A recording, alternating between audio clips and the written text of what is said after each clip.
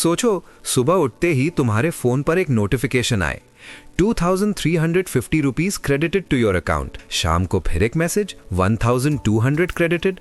और महीने के आखिर में बैंक बैलेंस पहले से ज्यादा। और मजेदार बात क्या है, तुमने इसके लिए कोई काम नहीं किया, क्योंकि यहां तुम काम नहीं कर रहे, तुम्हारा पैसा काम कर रहा है। यही होता है पैसिव इनकम। और आज मैं तुम्हें बताऊंगा ऐसे 5 तरीके जिनसे तुम मंथली इनकम जनरेट कर सकते हो, चाहे तुम स्टूडेंट हो, जॉब करते हो या बिजनेस। और मजेदार बात, इनमें से कुछ ऑप्शंस 1000 रुपए से भी स्टार्ट हो सकते हैं।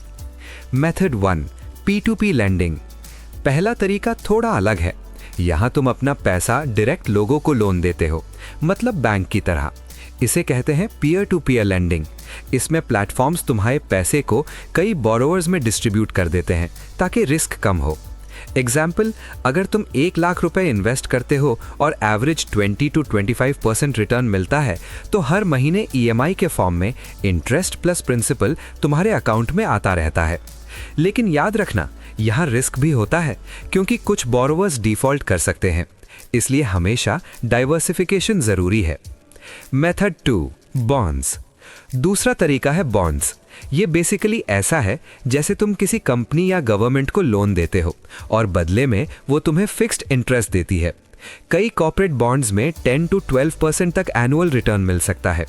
एग्जाम्पल, अगर तुम 1 लाख रुपए इन्वेस्ट करते हो तो साल में लगभग 10,000 to 12,000 रुपीज इंटरेस्ट, मतलब हर महीने 800 to 1,000 रुपीज इनकम।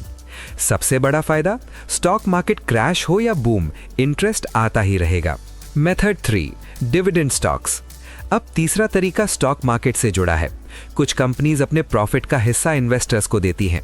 इसे कहते हैं डिविडेंड। अगर तुम स्मार्टली ऐसे स्टॉक्स का पोर्टफोलियो बनाओ जो अलग अलग मंथ्स में डिविडेंड देते हैं, तो प्रैक्टिकली साल भर इनकम आती रह सकती है। और यहाँ बोनस क्या है, डिविडेंड के साथ साथ स्टॉक प्राइस अप्रिसिएशन भी मिलता है, यानी income plus wealth creation. Method 4, mutual fund plus SWP strategy. चौथा तरीका लॉन्ग टर्म वेल्थ स्ट्रैटेजी है। मान लो तुम हर महीने 2000 रुपीज SIP स्टार्ट करते हो और हर साल थोड़ा थोड़ा अमाउंट बढ़ाते हो। अगर 20-30 साल तक डिसिप्लिन मेंटेन किया तो कंपाउंडिंग से करोड़्स का कॉर्पस बन सकता है। फिर उस कॉर्पस से SWP systematic withdrawal plan start कर सकते हो, मतलब हर महीने फिक्स्ड अमाउंट विड्रॉ, यानी इन्वेस्टमेंट भी ग्रो करेगा और इनकम भी आती रहेगी। मेथड 5, रीट यानी रियल एस्टेट इनकम ट्रैक।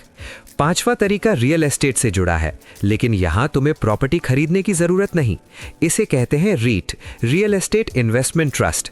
इसमें इन्वेस्टर्स का पैसा कमर्शियल प्रॉपर्टीज में इन्वेस्ट होता है, जैसे office parks, malls, business complexes. और उन प्रॉपर्टीज से जो रेंट आता है वो इन्वेस्टर्स में डिस्ट्रीब्यूट होता है, मतलब बिना प्रॉपर्टी खरीदे रेंट इनकम। और स्टार्ट भी कुछ 1000 रुपए से हो सकता है। देखो, सिर्फ सैलरी पर डिपेंड रहना आज के समय में रिस्की है। स्मार्ट लोग मल्टीपल इनकम स्ट्रीम्स बनाते हैं, ताकि अगर एक इनकम बंद हो जाए तो बाकी सोर्सेस चलते रहें। पैसिव इनकम का मतलब ये नहीं कि आज इन्वेस्ट किया और कल करोड़पति बन गए, लेकिन अगर डिसिप्लिन, टाइम और स्मार्ट इन्वेस्टिंग, इन 3 चीजों को फॉलो किया तो एक दिन सच में तुम्हारा पैसा तुम्हारे लिए काम करेगा। अब मुझे कमेंट में बताओ, अगर तुम्हें इन 5 में से सिर्फ एक पैसिव इनकम सोर्स चुनना पड़े तो तुम कौन सा चुनोगे?